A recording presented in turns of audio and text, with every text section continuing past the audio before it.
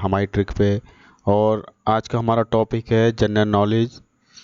आज के वीडियो में सामान्य ज्ञान के टॉप प्रश्नों की टॉप प्रैक्टिस कराऊंगा मैं आपसे। बने रहिए हमारे साथ में। और प्रश्न मैंने वही सम्मिलित किए हैं आज की वीडियो में जिनकी आने की संभावना ज़्यादा है और आपके आने वाले एग्ज़ाम्स के लिए जो महत्वपूर्ण हैं। तो बने रहिएगा हमारे साथ में। मैं हूं आपके साथ प्रेम शंकर कश्यप। चलते हैं अपने प्रश्नों की तरफ। देखिए पहला प्रश्न है हमारा, कलारीपट्टू किस राज्य की मार्शल आर्ट है? कलारीपट्टू किस राज्य की मार्शल आर्ट है? ऑप्शन है आपके पास। पहला ऑप्शन है मिजोरम, दूसरा है नागालैंड, तीसरा केरल, चौथा मध्य प्रदेश। तो राइट आंसर चेक कर लेते हैं। राइट आंसर है हमारा केरल। कलारीपट्टू किस राज्य की मार्शल आर्ट है? तो वो है केरल की। अब जरा जान लेते हैं कलारीपट्टू के बारे में। देखिए कलारीपट्टू दो शब्द से मिलकर बना है। पहला है कलरी, जिसका मतलब होता है स्कूल या व्यायामशाला। वहीं दूसरा शब्द पायट्टू का मतलब होता है युद्ध या व्यायाम करना। ठीक है ना। तो कलारीपट्टू का मतलब समझ में आ गया। अगला देख लेते हैं पॉइंट इसी में क्या है। देखिए कलारीपट्टू को दुनिया की सबसे पुरानी मार्शल आर्ट माना जाता है। इस कला की उत्पत्ति दक्षिण भारत के केरल में हुई। ये विश्व की पुरानी युद्ध कलाओं में से एक है। तो कलारीपट्टू दो शब्द से मिलकर बना है। पहला है स्कूल या व्यायामशाला, दूसरा है युद्ध या व्यायाम करना। तो कलरी प्लस पायट्टू ये दोनों इनका कॉम्बिनेशन है और इनका अर्थ हो गया स्कूल या युद्ध या व्यायामशाला। तो उम्मीद है आपको समझ में आया होगा। बढ़ते हैं अगले प्रश्न की तरफ। देखिए प्रश्न है हमारा, पंडित भीमसेन जोशी किस क्षेत्र से संबंध रखते हैं? प्रश्न है हमारा, पंडित भीमसेन जोशी किस क्षेत्र से संबंध रखते हैं? ऑप्शन देख लेते हैं फटाफट।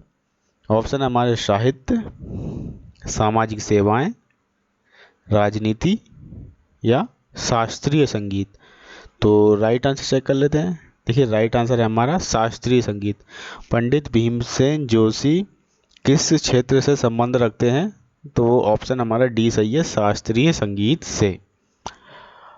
अब बात कर लेते हैं कर्नाटक के गड़क जिले में 4 फरवरी वर्ष 1922 को जन्मे पंडित भीमसेन जोशी को इससे पहले भी पद्म विभूषण, पद्म भूषण और पद्मश्री समेत कई अलंकरण और सम्मान दिए जा चुके हैं। और अगला पॉइंट में देख लेते हैं। देखिए इन्हें 4 नवंबर 2008 को देश के सर्वोच्च सम्मान भारत रत्न के लिए चुना गया, जो भारत का सर्वोच्च नागरिक सम्मान माना जाता है। ठीक है ना, जो भारत का सर्वोच्च नागरिक सम्मान है। इन्हें भारत सरकार द्वारा कला के क्षेत्र में सन 1985 में पद्म भूषण से सम्मानित किया गया था। तो अब आप ये देखिए पंडित भीमसेन जोशी जो हैं शास्त्रीय संगीत से जुड़े हैं और इनका जन्म 4 फरवरी 1922 को कर्नाटक के गड़क जिले में हुआ था। इन्हें बहुत सारे पुरस्कार मिल चुके हैं, इसीलिए ये इम्पोर्टेंट प्रश्न है। इम्पोर्टेंट आपके आने वाले एग्ज़ाम्स के लिए बहुत ही महत्वपूर्ण है। देखिए इन्हें हमारे जो पुरस्कार मिले हैं, हमारे देश के सर्वोच्च नागरिक सम्मान इन्हें मिल चुका है भारत रत्न से। इन्हें अलंकरण या सम्मान दिया जा चुका है, भारत रत्न से नवाजा जा चुका है। इसके साथ ही पद्म विभूषण, पद्म भूषण, पद्मश्री समेत कई पुरस्कार दिए जा चुके हैं। तो काफ़ी इंपॉर्टेंट प्रश्न है, याद रखिएगा। अगला प्रश्न देख लेते हैं। देखिए प्रश्न है हमारा, सूर्य मंदिर किस राज्य में स्थित है? प्रश्न एक बार फिर पढ़िए, सूर्य मंदिर किस राज्य में स्थित है? ऑप्शन चेक करेंगे। ऑप्शन है हमारा गुजरात, कर्नाटक, तमिलनाडु, उड़ीसा। तो सूर्य मंदिर किस राज्य में स्थित है? Gujarat, Karnataka, Tamil Nadu, Orissa. Right answer check करेंगे। राइट आंसर हमारा उड़ीसा। सूर्य मंदिर किस राज्य में स्थित है? तो राइट आंसर हमारा उड़ीसा। अब कुछ पॉइंट्स देख लेते हैं। देखिए कोणार्क का सूर्य मंदिर, कोणार्क का सूर्य मंदिर भगवान सूर्य को समर्पित एक प्रसिद्ध मंदिर है। तो आप एक चीज़ याद रखिए, देखिए सूर्य मंदिर किस राज्य में स्थित है? उड़ीसा, ये तो आपको पता लग गया। और उड़ीसा में कहाँ पे है? तो एक जगह पर थी कोणार्क, उड़ीसा में। तो कोणार्क में सूर्य मंदिर है। और सूर्य मंदिर कौन से देवता को समर्पित है? तो सूर्य मंदिर जो है भगवान सूर्य को समर्पित है। ठीक है ना, इतनी बात आपको क्लियर हो गई होगी। अगला पॉइंट इसमें देखते हैं। देखिए कोणार्क सूर्य मंदिर भारत में उड़ीसा राज्य में जगन्नाथपुरी से 35 किमी यानी 35 किलोमीटर उत्तर पूर्व में कोणार्क नामक शहर में प्रतिष्ठित है। ठीक है ना। और सन 1984 में यूनेस्को ने इसे विश्व धरोहर स्थल के रूप में मान्यता दी। देखिए 1984 में कोणार्क के सूर्य मंदिर को यूनेस्को ने विश्व धरोहर स्थल के रूप में मान्यता दे रखी है। और इस मंदिर की खासियत की बात करें तो इस मंदिर की बहुत सारी खासियतें हैं, जिनमें एक खासियत है इसकी कि यहाँ के पत्थरों पर की गई उत्कृष्ट विश्व प्रसिद्ध नक्काशी है। ठीक है ना। इस मंदिर की खासियत यहाँ के पत्थरों पर की गई उत्कृष्ट विश्व प्रसिद्ध नक्काशी है। ठीक है ना। तो उम्मीद है ये अच्छी तरह से आपको समझ में आया होगा। तो बढ़ लेते हैं अगले प्रश्न की तरफ। आपका अगला प्रश्न है, रंगनाथ स्वामी मंदिर कहाँ स्थित है? देखिए नाम आपने सुना होगा, हो सकता है आप में कई बार लोग गए हों, लेकिन बहुत से लोग ऐसे भी हैं जिन्हें ये प्रश्न काफ़ी कठिन लगे, क्योंकि वो कभी गए नहीं होंगे, ना उन्हें नाम सुना होगा। तो प्रश्न है हमारा, रंगनाथ स्वामी मंदिर कहाँ स्थित है? पहले ऑप्शन देखेंगे, फिर इस पर डिस्कस करेंगे। तो रंगनाथ स्वामी मंदिर कहाँ स्थित है? ऑप्शन है हमारे कांचीपुरम, तिरुपति, चेन्नई या श्रीरंगम। प्रश्न फिर से पढ़ेंगे, ऑप्शन फिर से देखेंगे। रंगनाथ स्वामी मंदिर कहाँ स्थित है? ऑप्शन है हमारे कांचीपुरम, तिरुपति, चेन्नई या श्रीरंगम। तो राइट आंसर है हमारा श्रीरंगम। रंगनाथ स्वामी मंदिर श्रीरंगम में स्थित है।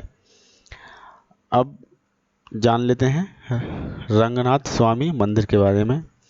देखिए दक्षिण भारत के तमिलनाडु राज्य में श्रीरंगम की पावन भूमि पर स्थापित रंगनाथ मंदिर द्रविड़ शैली में निर्मित है, जहां भगवान श्री हरि विष्णु शेष शैया पर विराजमान हैं। इस जगह को भूलोक वैकुंठ कहा जाता है। इस जगह को भूलोक वैकुंठ कहा जाता है। अगले पॉइंट में देखते हैं, श्री रंगनाथ स्वामी मंदिर को श्रीरंगम मंदिर, तिरुवरंगम तिरुपति, पेरिया कोइल, भूलोक वैकुंठ आदि नामों से जाना जाता है। उम्मीद है बात समझ में आई होगी। अगला प्रश्न देख लेते हैं। देखिए प्रश्न है हमारा, मोहिनी अट्टम नृत्य किस राज्य से संबंधित है? एक बार फिर से प्रश्न पढ़िए। मोहिनी अट्टम नृत्य किस राज्य से संबंधित है? ऑप्शन देखेंगे। ऑप्शन है हमारे कर्नाटक, केरल, तमिलनाडु या आंध्र प्रदेश। तो प्रश्न एक बार फिर पढ़ेंगे, ऑप्शन एक बार फिर देखेंगे, फिर राइट आंसर इसका देखेंगे, फिर डिस्कस करेंगे। मोहिनी अट्टम नृत्य किस राज्य से संबंधित है? ऑप्शन है हमारे कर्नाटक, केरल, तमिलनाडु या आंध्र प्रदेश। तो राइट आंसर हमारा केरल। मोहिनी अट्टम नृत्य केरल से संबंधित है। तो अब बात कर लेते हैं मोहिनी अट्टम नृत्य के बारे में। देखिए, मोहिनी अट्टम केरल के 2 शास्त्रीय नृत्यों में से एक है जो कि काफ़ी लोकप्रिय नृत्य है। मोहिनी अट्टम के साथ ही एक अन्य शास्त्रीय नृत्य कथकली भी विश्व प्रसिद्ध नृत्य है। देखिए, केरल में 2 नृत्य काफ़ी फेमस हैं। एक तो प्रश्न में दिया है मोहिनी अट्टम, और हमारा दूसरा नृत्य है कथकली हमारा दूसरा नृत्य भी काफ़ी प्रसिद्ध है। तो अगर कहीं प्रश्न में आपसे कभी पूछ लिया जाए कथकली किस राज्य का नृत्य है, किस राज्य से संबंधित है, तो याद रखिएगा केरल से, ठीक है ना। तो 2 नृत्य केरल में ज़्यादा प्रसिद्ध हैं। एक है आपका मोहिनी अट्टम और दूसरा है आपका कथकली, ठीक है। अगला पॉइंट इसी में देख लेते हैं।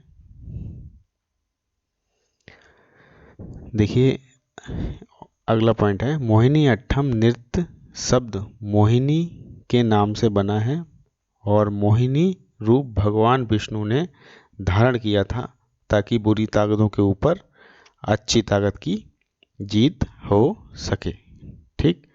तो उम्मीद है बात समझ में आई होगी, प्रश्न अच्छे से आपने समझा होगा। तो बढ़ लेते हैं अगले प्रश्न की तरफ। देखिए, अगला प्रश्न है भारत के राष्ट्रीय कैलेंडर का पहला मास कौन सा है? ऑप्शन देख लेते हैं। सावन, भाद्र, चैत्र या बैसाख। प्रश्न एक बार फिर पढ़ेंगे, ऑप्शन एक बार फिर देखेंगे। देखिए, भारत के राष्ट्रीय कैलेंडर का पहला मास यानी कि हमारा जो राष्ट्रीय कैलेंडर है तो उसके अनुसार पहला महीना कौन सा होता है? ऑप्शन है हमारे सावन, भाद्र, चैत्र या बैसाख। तो राइट आंसर चेक करेंगे। राइट आंसर हमारा चैत्र।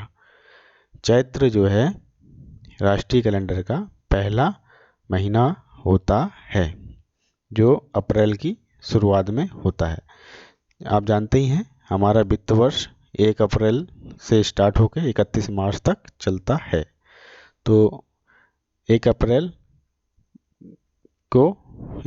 के आसपास चैत्र स्टार्ट हो जाते हैं और अप्रैल और मार्च जो है चैत्र का ही महीना रहता है।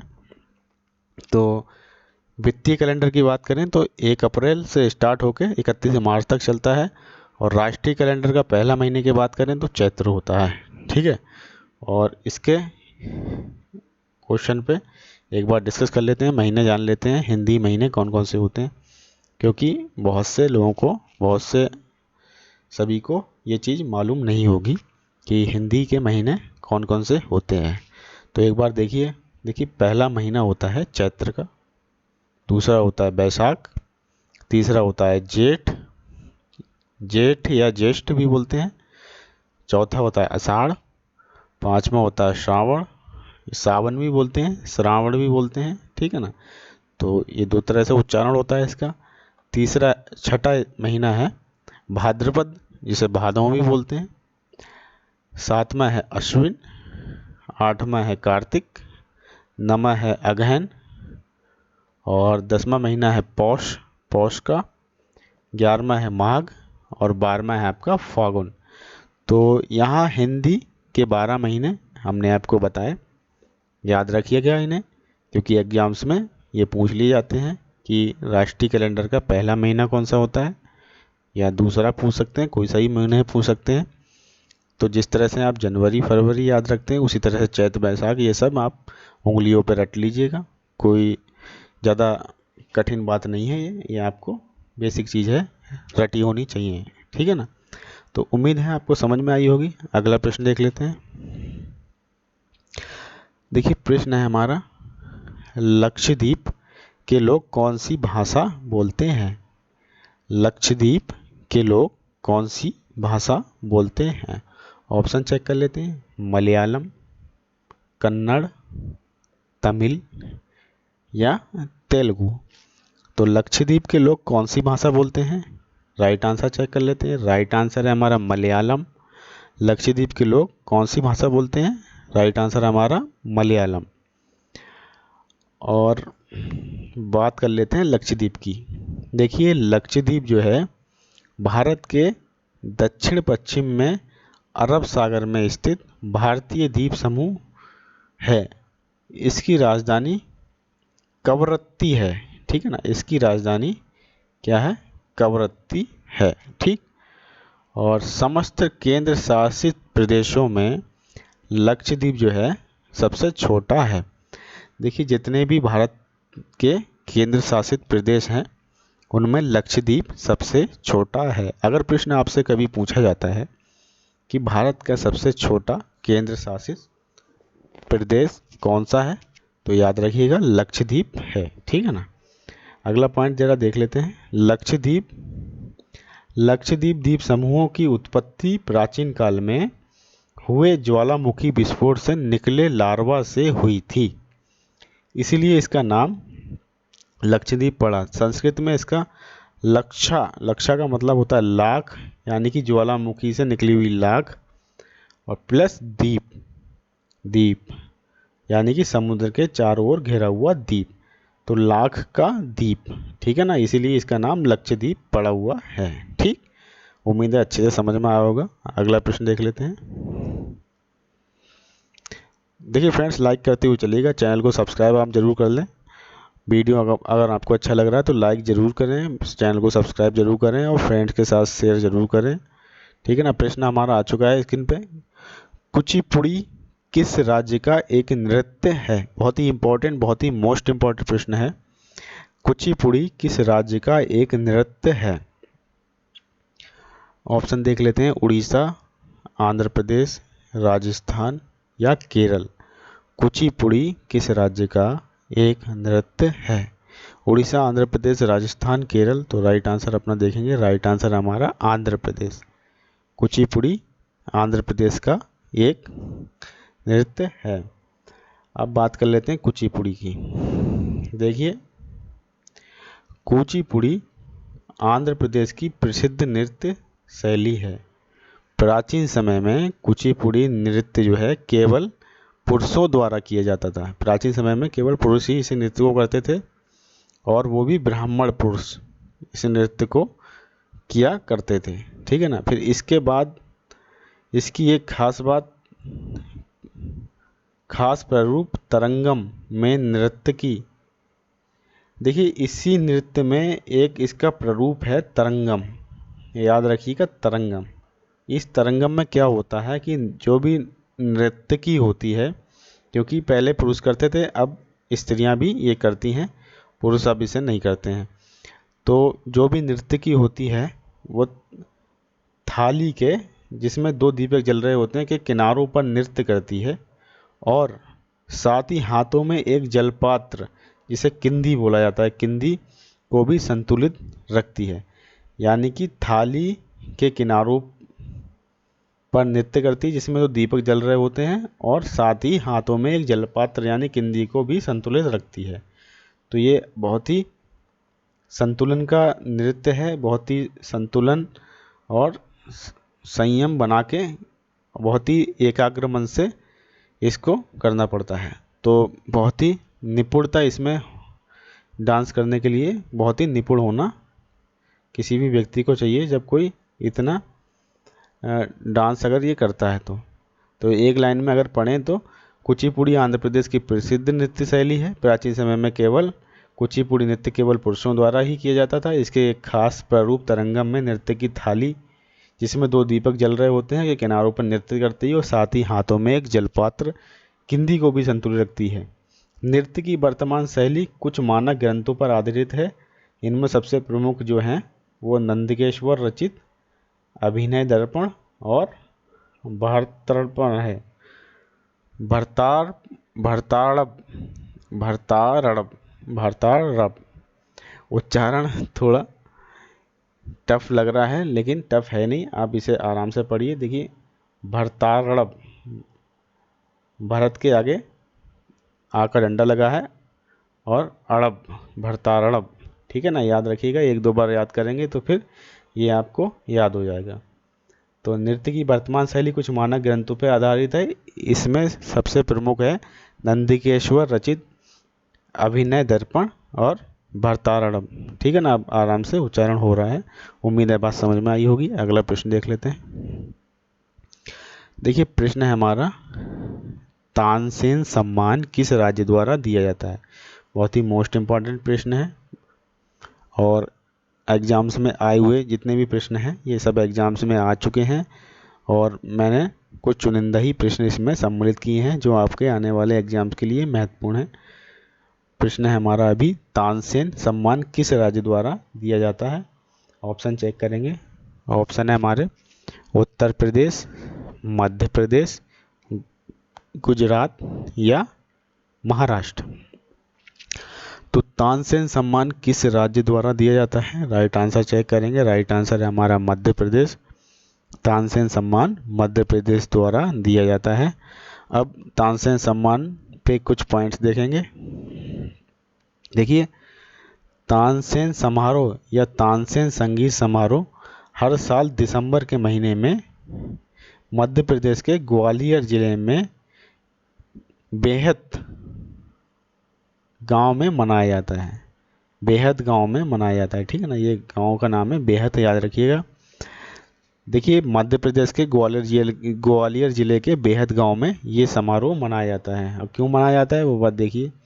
ये समारोह मध्य प्रदेश सरकार के संस्कृति विभाग द्वारा तानसेन के मकबरे के पास आयोजित किया जाता है। यानी तानसेन के जो मकबरा है वहाँ पे बना हुआ, उसी के पास ये आयोजित किया जाता है। तो अगर कभी आ जाए प्रश्न कि तानसेन का मकबरा कहाँ है, तो याद रखिएगा मध्य प्रदेश के ग्वालियर जिले के बेहद गांव में तानसेन का मकबरा बना हुआ है और यहीं पे ये कार्यक्रम आयोजित किया जाता है। ये समारोह यहीं पे आयोजित किया जाता है। अगला पॉइंट देखते हैं इसी में। इस समारोह में पूरे भारत से कलाकारों को गायन एवं वाद्य प्रस्तुति, यानी कि जो भी संगीत वाले यंत्र हैं उनकी प्रस्तुति देने के लिए आमंत्रित किया जाता है। ठीक, अगला पॉइंट इसी में। प्रतिष्ठित राष्ट्रीय तानसेन सम्मान एक संगीत पुरस्कार है जो हिंदुस्तानी संगीत के प्रतिपादकों को दिया जाता है। यह पुरस्कार वर्ष 1980 में स्थापित किया गया था, यानी कि 1980 से कंटिन्यू दिया जा रहा है। तो उम्मीद है ये प्रश्न आपको अच्छे से समझ में आया होगा। आया हो तो तुरंत लाइक कर दें और चैनल को सब्सक्राइब भी कर लें। अगला प्रश्न देख लेते हैं। याद दिलाता रहता हूँ मैं आपको कि आप भूल ना जाएं। तो ये प्रश्न जरा देख लेते हैं। प्रश्न है हमारा, हरिप्रसाद चौरसिया का संबंध किस संगीत वाद्य यंत्र से है। प्रश्न है, काफ़ी इम्पोर्टेंट प्रश्न है। हरिप्रसाद चौरसिया का संबंध किस संगीत वाद्य यंत्र से है। तो हरिप्रसाद चौरसिया का संबंध किस वाद्य यंत्र से है। ऑप्शन है हमारे बांसुरी, सरोद, सितार या बीड़ा। तो राइट आंसर है हमारा बांसुरी। देखिए, हरिप्रसाद चौरसिया जो हैं बांसुरी वादक हैं, इनका संबंध बांसुरी वाद्य यंत्र से है। अब बात कर लेते हैं इनके परिचय की। देखिए, पंडित हरिप्रसाद चौरसिया का जन्म 1 जुलाई 1938 को, यानी 1 जुलाई 1938 को इलाहाबाद में हुआ था। यह एक प्रसिद्ध बांसुरी वादक हैं, ठीक है ना। इनका अगला पॉइंट देखते हैं। इन्हें जो है भारत सरकार ने 1992 में पद्म भूषण, देखिए 1992 में इन्हें पद्म भूषण मिला, और तथा सन 2000 में पद्म विभूषण से सम्मानित किया था।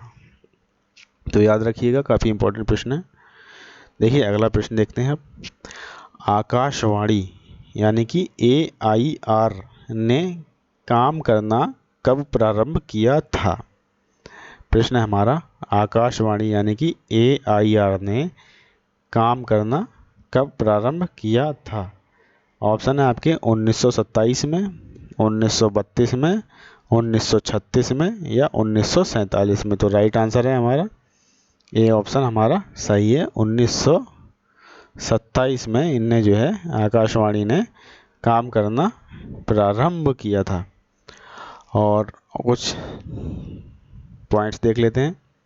देखिए भारत में रेडियो प्रसारण की शुरुआत मुंबई और कोलकाता में सन 1927 में यानी कि कुल 2 जो हैं निजी ट्रांसमीटरों से हुई थी। कहाँ कहाँ पे हुई थी? भारत में रेडियो प्रसारण की शुरुआत मुंबई और कोलकाता में सन 1927 में 2 निजी ट्रांसमीटरों से हुई थी। और फिर उसके बाद 1930 में इसका राष्ट्रीयकरण हुआ और तब इसका नाम भारतीय प्रसारण सेवा यानी कि इंडियन ब्रॉडकास्टिंग कॉरपोरेशन रखा गया था। बाद में 1957 में इसका नाम बदलकर आकाशवाणी रखा गया। अब देखिए यहाँ पे काफ़ी आपके प्रश्न बनेंगे। भारत में रेडियो प्रसारण कब हुआ? तो 1927 में हुआ। और रेडियो प्रसारण की शुरुआत कौन कौन से शहरों से हुई? मुंबई और कोलकाता से हुई, ठीक है ना। और इसमें कितने 2 ही ट्रांसमीटर यहाँ पे लगाए गए थे, ट्रांसमीटर। और इसका राष्ट्रीयकरण कब हुआ? राष्ट्रीयकरण 1930 में हुआ, ये भी आपका प्रश्न बनेगा। और आकाशवाणी का पहले का नाम क्या था? तो भारतीय प्रसारण सेवा या इंडियन ब्रॉडकास्टिंग कॉरपोरेशन इसका पहले का नाम था। बाद में इनका नाम बदल के क्या रखा गया? आकाशवाणी। आकाशवाणी कब नाम रखा गया? 1957 में। तो काफ़ी सारे यहाँ पे प्रश्न 2 लाइनों में 2 पॉइंट्स में हमने आपको बताए। तो बढ़ते हैं आगे अगले प्रश्न की तरफ। देखिए प्रश्न है हमारा, भारत की सबसे पहले बोलती फीचर फिल्म कौन सी थी? देखिए भारत की सबसे पहले बोलती हुई फीचर फिल्म कौन सी है? सभी को पता होगा, लेकिन इम्पोर्टेंट है प्रश्न, इसलिए सम्मिलित किया गया है हमारे द्वारा और आपको याद भी होना चाहिए। पहला ऑप्शन हमारा राजा हरिश्चंद्र, दूसरा है आलम आरा, तीसरा है दुनिया ना माने, चौथा है आदमी। तो राइट आंसर है हमारा आलम आरा। राइट आंसर है हमारा आलम आरा, यानी कि बी ऑप्शन हमारा बिल्कुल करेक्ट है। अब देखिए कुछ पॉइंट्स देख लेते हैं। आलम आरा जो है, आलम आरा का मतलब हुआ है विश्व की रोशनी, जिसे जो है 1931 में बनाया गया था। आलम आरा का कब निर्माण हुआ? आलम आरा फिल्म कब बनी? 1931 में बनी। और हिंदी भाषा और पहली बार बोलती हुई फिल्म है, हिंदी भाषा की ये। इस फिल्म के निर्देशक का नाम आर्देशिर ईरानी है, ठीक है ना। एक पॉइंट आपका ये क्लियर हुआ। एक बार फिर पॉइंट पढ़िए। देखिए आलम आरा 1931 में बनी हिंदी भाषा और भारत की पहली बोलती फिल्म है। इस फिल्म के निर्देशक आर्देशिर ईरानी हैं, ठीक है ना। और अब देखेंगे अगला पॉइंट, अगला प्रश्न देखते हैं। प्रश्न है लोक चित्रकला मधुबनी, यानी कि एक लोक चित्रकला है मधुबनी, किस राज्य में लोकप्रिय है? किस राज्य में लोकप्रिय है? लोक चित्रकला मधुबनी किस राज्य में लोकप्रिय है? ऑप्शन देखेंगे, पश्चिम बंगाल, उड़ीसा, बिहार या असम। तो 4 ऑप्शन हमने आपको बताया। राइट आंसर है हमारा बिहार। सी ऑप्शन हमारा करेक्ट है। देखिए मधुबनी जो है किस राज्य में प्रसिद्ध है लोक चित्रकला, तो ये एक प्रकार की चित्रकला है, काफ़ी फेमस चित्रकला है मधुबनी। और मधुबनी जिला बिहार के अंतर्गत आता है, बिहार राज्य में मधुबनी जिला पड़ता है, और वहीं की जो है ये चित्रकला है मधुबनी जिले के जिला भी मधुबनी है और चित्रकला भी मधुबनी है। तो ये मधुबनी जिले कहाँ पे है, बिहार में। तो एक लाइन में अगर आप बात समझें तो मधुबनी चित्रकला बिहार के मधुबनी जिले में से उत्पन्न हुई है। तो इसमें कुछ पॉइंट्स हैं, ज़रा देख लेते हैं। देखिए मधुबनी चित्रकला जिसे मिथिला पेंटिंग भी बोला जाता है, मिथिला पेंटिंग भी बोला जाता है। मिथिला क्षेत्र जैसे कि बिहार के दरभंगा, पूर्णिया, सहरसा, मुजफ्फरपुर, मधुबनी एवं नेपाल के कुछ क्षेत्रों की प्रमुख चित्रकला है। मधुबनी चित्रकला दीवार, कैनवास एवं हस्त निर्मित कागज पर वर्तमान समय में चित्रकारों द्वारा बनाई जाती है। तो काफ़ी इम्पोर्टेंट प्रश्न है, आप इसे हल्के में ना लें। मधुबनी आप याद रखिएगा, मधुबनी चित्रकला कहाँ से फेमस हुई, तो ये बिहार राज्य से फेमस हुई। बिहार राज्य के मधुबनी ज़िले से ये फेमस हुई, याद रखिएगा। और वर्तमान स्वरूप की अगर बात करें मधुबनी की, तो मधुबनी चित्रकला दीवार, कैनवास एवं हस्त निर्मित कागज पर वर्तमान समय में चित्रकारों द्वारा बनाई जा रही है। तो उम्मीद है ये प्रश्न आपका क्लियर हुआ होगा। अगला प्रश्न देख लेते हैं। प्रश्न है, कबीर किस भाषा में अपनी रचनाएं लिखते थे। प्रश्न आप जरा ध्यान से पढ़िएगा, कबीर किस भाषा में अपनी रचनाएं लिखते थे। अब यहाँ पे है रचनाएं, रचनाएं वर्ड आ गया, रचनाएं लिखते थे, ना कि यहाँ पे भाषा है। किस भाषा में रचनाएं लिखते थे, ऑप्शन आप देखिए, अवधी, भोजपुरी, ब्रजभाषा या मैथिली। तो राइट आंसर है आपका अवधी में। कबीर किस भाषा में अपनी रचनाएं लिखते थे, अवधी में। लेकिन उनकी जो मुख्य भाषा कबीर की थी वो थी सादुक्कड़ी, सादुक्कड़ी मुख्य भाषा थी। एवं पंचमेल खिचड़ी है। देखिए पंचमेल खिचड़ी का मतलब यह है कि इन्होंने काफ़ी सारी 5 तरह की भाषाएं मिला के एक भाषा इनकी अपनी खुद की थी। 5 भाषा राजस्थानी, अलग अलग बुंदेलखंडी, सब मिला के इनने जो अपनी एक पंचमेल खिचड़ी बना ली, जिससे जो है इन्होंने अपने दोहों में इस्तेमाल किया। तो अगर बात आती है, कोई प्रश्न आता है आपका कि कबीर की भाषा कौन सी है, तो इसीलिए इन्हें सादुक्कड़ी बोला जाता है, क्योंकि पंचमेल खिचड़ी हो गई, तो इसीलिए इस भाषा को सादुक्कड़ी बोला जाता है। तो कबीर की भाषा सादुक्कड़ी हुई। लेकिन कबीर किस भाषा में अपनी रचनाएं लिखते थे। बात आती है अगर रचनाओं की, तो रचनाएं जो हैं इनकी अवधी में अधिकतर लिखी गई हैं, इसलिए यहाँ पे प्रश्न हमारा अवधी सही होगा। इनकी भाषा में हिंदी भाषा का सभी बोलियों के शब्द सम्मिलित हैं। देखिए यहाँ पे लिख के भी आ रहा है, इनकी भाषा में हिंदी भाषा की सभी बोलियों के शब्द सम्मिलित हैं। तो यहाँ पे 2 प्रश्न हैं। कबीर की भाषा सादुक्कड़ी है, लेकिन कवि की रचनाएं अवधी में हैं, ठीक है ना। कबीर की अधिकतर रचनाएं अवधी में है, इसीलिए इनकी रचनाएं अवधी में मानी गई हैं, लेकिन इनकी भाषा जो है सादुक्कड़ी है, ठीक है ना। बात क्लियर हो गई है। अगला प्रश्न देख लेते हैं। देखिए काफ़ी महत्वपूर्ण प्रश्न यहाँ पे आया है, सालार जंग संग्रहालय कहाँ पे स्थित है। बहुत से लोगों को पता होगा, बहुत से लोगों को नहीं मालूम होगा, शायद वो प्रश्न पहली बार ही पढ़ रहे होंगे। सालार जंग संग्रहालय कहाँ पे स्थित है, लेकिन ये काफ़ी महत्वपूर्ण प्रश्न है, आपके आने वाले एग्जाम्स में बहुत ही ज़्यादा इम्पोर्टेंट प्रश्न बनेगा, खासकर यूपी एग्ज़ाम्स के लिए। सालार जंग संग्रहालय कहाँ पर स्थित है, हैदराबाद, जयपुर, लखनऊ या मुंबई। तो राइट आंसर हमारा हैदराबाद में। देखिए हैदराबाद में क्यों है। सालार जंग संग्रहालय एशिया का सबसे बड़ा और पुराना संग्रहालय है। ये भारत के हैदराबाद नगर में स्थित है। तो इसलिए इम्पोर्टेंट प्रश्न है क्योंकि ये एशिया का सबसे बड़ा संग्रहालय है। ठीक है ना, सलार जंग संग्रहालय एशिया का सबसे बड़ा और पुराना, देखिए बड़ा भी है और सबसे पुराना भी संग्रहालय है। ये भारत के हैदराबाद नगर में स्थित है।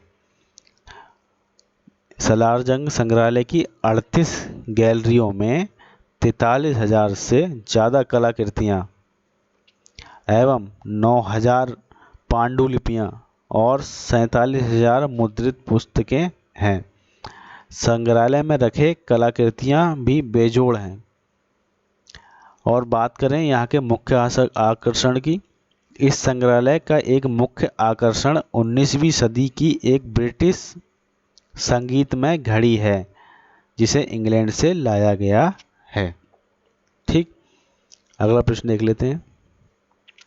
देखिए प्रश्न है हमारा, पुष्कर मेले का आयोजन कहाँ होता है। काफ़ी महत्वपूर्ण, बहुत ही ज़्यादा इम्पोर्टेंट प्रश्न है और कई बार रिपीट हुआ है एग्जाम्स में और आने की भी इसकी संभावना काफ़ी बनती है। पुष्कर मेले का आयोजन कहाँ होता है, कहाँ होता है? ऑप्शन देख लेते हैं, जोधपुर, अजमेर, जयपुर या उदयपुर। तो इतना तो क्लियर है कि ये राजस्थान में है क्योंकि राजस्थान के चारों शहर यहाँ पे ऑप्शन में, चारों के चारों शहर ये हमारे ये राजस्थान के ही हैं। तो पुष्कर मेले का आयोजन कहाँ होता है, तो राजस्थान तो क्लियर है, लेकिन ऑप्शन देख लेते हैं, जोधपुर, अजमेर, जयपुर, उदयपुर। तो राइट आंसर है हमारा अजमेर। पुष्कर मेले का आयोजन कहाँ होता है, बी ऑप्शन हमारा करेक्ट है, अजमेर में। और कुछ इसके पॉइंट्स देखते हैं अब। देखिए, अजमेर से 11 किलोमीटर दूर प्रसिद्ध तीर्थ स्थल पुष्कर, प्रसिद्ध तीर्थ स्थल पुष्कर है। यहाँ पर कार्तिक पूर्णिमा को मेला लगता है। ठीक है ना, कहाँ कौन सी तिथि को लगता है, कार्तिक पूर्णिमा को मेला लगता है एवं पुष्कर झील में स्नान किया जाता है। देखिए पुष्कर झील भी वहाँ पे काफ़ी पवित्र माना गया है, वहाँ का स्नान करते हैं लोग, भक्त वहाँ जाते हैं और पुष्कर झील में स्नान करते हैं। भक्तगण एवं पर्यटक श्री रंगजी एवं अन्य मंदिरों के दर्शन कर आत्मिक लाभ प्राप्त करते हैं। ठीक है ना, तो यहाँ पे आपके पॉइंट ये क्लियर हुआ। अगला प्रश्न देख लेते हैं। देखिए प्रश्न है, नेशनल स्कूल ऑफ ड्रामा किस शहर में स्थित है। नेशनल स्कूल ऑफ ड्रामा किस शहर में स्थित है? ऑप्शन देखेंगे, मुंबई, नई दिल्ली, भोपाल या कलकत्ता। तो राइट आंसर है हमारा नई दिल्ली। देखिए नेशनल स्कूल ऑफ ड्रामा किस शहर में स्थित है, तो ये आपका ऑप्शन बी आपका बिल्कुल करेक्ट है, नई दिल्ली में। और काफ़ी बहुत ही मोस्ट इम्पॉर्टेंट प्रश्न है आपका, नेशनल स्कूल ऑफ ड्रामा किस शहर में स्थित है, तो ये आपका नई दिल्ली में है। कुछ पॉइंट्स देखेंगे। देखिए नेशनल स्कूल ऑफ ड्रामा यानी कि शॉर्ट में इसे बोले NSD, हिंदी में इसे बोला जाता है राष्ट्रीय नाट्य विद्यालय, रंगमंच का प्रशिक्षण देने वाली सबसे महत्वपूर्ण संस्था है जो दिल्ली में स्थित है। और इसकी स्थापना की बात करें तो इसकी स्थापना संगीत नाटक अकादमी ने 1959 यानी कि 1959 में की थी। तो अगर आए कभी प्रश्न कि नेशनल स्कूल ऑफ ड्रामा की स्थापना कौन सी तिथि को हुई थी, तो ये 1959 को हुई थी, 1959 में हुई थी। और किसने की थी, तो संगीत नाटक अकादमी द्वारा की गई थी। और ये कहाँ पर स्थित है, तो ये नई दिल्ली में स्थित है। तो उम्मीद है आपके पॉइंट्स क्लियर हुए होंगे। अगला प्रश्न देख लेते हैं। देखिए प्रश्न है हमारा, भारत माता नामक पेंटिंग के चित्रकार कौन थे। प्रश्न एक बार फिर पढ़िए, भारत माता नामक पेंटिंग के चित्रकार कौन थे। ऑप्शन है हमारे पास, अविंद्रनाथ ठाकुर, नंदलाल बोस, जैमिनी राय या इनमें से कोई नहीं। प्रश्न एक बार फिर पढ़ेंगे, ऑप्शन एक बार फिर देखेंगे। भारत माता नामक पेंटिंग के चित्रकार कौन थे? भारत माता नामक पेंटिंग के चित्रकार कौन थे? ऑप्शन है हमारे पास अवेंद्रनाथ ठाकुर, नंदलाल बोस, जैमिनी राय या इनमें से कोई नहीं। राइट आंसर है हमारा अवेंद्रनाथ ठाकुर। भारत माता की पेंटिंग जो है विश्व प्रसिद्ध है, जो कि अवेंद्रनाथ ठाकुर ने बनाई है। देखिए इस प्रश्न से संबंधित कुछ पॉइंट देख लेते हैं। देखिए भारत माता नामक चित्र जो है, चित्र की रचना सन 1905 में भारत के प्रसिद्ध चित्रकार अवनींद्रनाथ ठाकुर ने की थी। अवेंद्रनाथ ठाकुर ने की थी, ठीक है ना। कब हुई थी उसकी स्थापना? 1905 में। अब देखिए हमारा अगला प्रश्न आ गया स्क्रीन पे। पुरी बहुत ही इम्पोर्टेंट प्रश्न है, काफ़ी बार एग्जाम्स में आया है और आने की भी पूरी संभावना आगे आने वाले एग्जाम्स में बनती है। आपको रटना पड़ेगा, आपको याद रखने पड़ेंगे। इस वीडियो में जितने भी प्रश्न थे सभी इम्पोर्टेंट थे और मैंने आपको सबको हल कर सहित आपको समझाया है। तो प्रश्न हमारा आ गया, पुरी की रथ यात्रा किसके सम्मान में आयोजित की जाती है? प्रश्न एक बार फिर पढ़िए। पुरी की रथ यात्रा किसके सम्मान में आयोजित की जाती है? ऑप्शन देखिए, भगवान राम, भगवान विष्णु, भगवान जगन्नाथ, भगवान कार्तिकेय। तो राइट आंसर है हमारा सी ऑप्शन हमारा सही है, भगवान जगन्नाथ। देखिए पुरी की रथ यात्रा किसके सम्मान में आयोजित की जाती है? भगवान जगन्नाथ के सम्मान में आयोजित की जाती है। और कुछ पॉइंट्स देख लेते हैं। देखिए उड़ीसा राज्य के पुरी क्षेत्र को पुरुषोत्तमपुरी, शंख क्षेत्र, श्री क्षेत्र के नाम से भी जाना जाता है। और अगला पॉइंट देखेंगे, भगवान श्री जगन्नाथ जी की रथ यात्रा आषाढ़ शुक्ल द्वितीया को जगन्नाथपुरी में आरंभ होती है। ये रथ यात्रा पुरी का प्रधान पर्व भी है। इसमें भाग लेने के लिए, इसके दर्शन लाभ के लिए हजारों लाखों की संख्या में बाल, वृद्ध, युवा, नारी देश के सुदूर प्रांतों से आते हैं। तो देखिए हमारे प्रश्न इस प्रश्न से कितने बनते हैं और हमने जो है कितने प्रश्न इसमें याद कर लिए, हमें पता भी नहीं लगा। देखिए कौन कौन से। पुरी की रथ यात्रा किसके सम्मान में आयोजित की जाती है? तो ये भगवान जगन्नाथ के सम्मान में आयोजित की जाती है। और देखिए पुरी जो एक जगह है उड़ीसा में, तो पुरी क्षेत्र के और कौन कौन से नाम हैं? पुरुषोत्तमपुरी बोला जाता है इसे, और ये शंख क्षेत्र भी इसे बोला जाता है, और श्री क्षेत्र भी बोला जाता है। तो कभी भी अगर पुरी को इन तीनों नामों से पुकारा जाए तो आप कंफ्यूज ना होइएगा, आप याद रखिएगा पुरुषोत्तमपुरी बोलते हैं, शंख क्षेत्र भी बोलते हैं और श्री क्षेत्र भी इसका नाम है पुरी का। तो आपका एक प्रश्न यहाँ पे ये बनता है। दूसरा है कि पुरी की विश्व प्रसिद्ध जगन्नाथ भगवान की यात्रा कब आरंभ होती है? तो ये आषाढ़ शुक्ल द्वितीया को आरंभ होती है जगन्नाथ। और कहाँ से आरंभ होती है? तो जगन्नाथपुरी से आरंभ होती है। ये रथ यात्रा पुरी का प्रधान पर्व भी है, प्रधान पर्व इसे माना जाता है। और इसमें जो है काफ़ी बड़ी संख्या में श्रद्धालु भाग लेते हैं, बाल, वृद्ध, युवा, नारी। इसमें डिफरेंट कैटेगरी के लोग अलग अलग उम्र के दूर दराज प्रांतों से आते हैं। तो उम्मीद है आपको आज का वीडियो पसंद आया होगा और मैंने काफ़ी तसल्ली से आपको पूरा वीडियो कराया है, कोई जल्दबाजी नहीं की है, बहुत ही आराम में आपको वीडियो कराया है और हर एक पॉइंट को अच्छी से मैंने समझाने का प्रयास किया है। उम्मीद है वीडियो आपको पसंद आया होगा। पसंद आया हुआ आपको लगे तो चैनल को सब्सक्राइब कर सकते हैं, वीडियो को लाइक कर सकते हैं, अपने दोस्तों के साथ शेयर कर सकते हैं। और आने वाले वीडियो के नोटिफिकेशन अगर आप पाना चाहते हैं तो सब्सक्रिप्शन के साथ ही आप बेल आइकन को भी प्रेस कर दीजिए, जिससे कि मैं कभी भी वीडियो डालूंगा तो आपके पास उसका नोटिफिकेशन पहुंच जाएगा। तो उम्मीद है, आशा है आपके लिए वीडियो पसंद आया होगा। समय बहुमूल्य है, सदुपयोग करें। बहुत बहुत धन्यवाद आप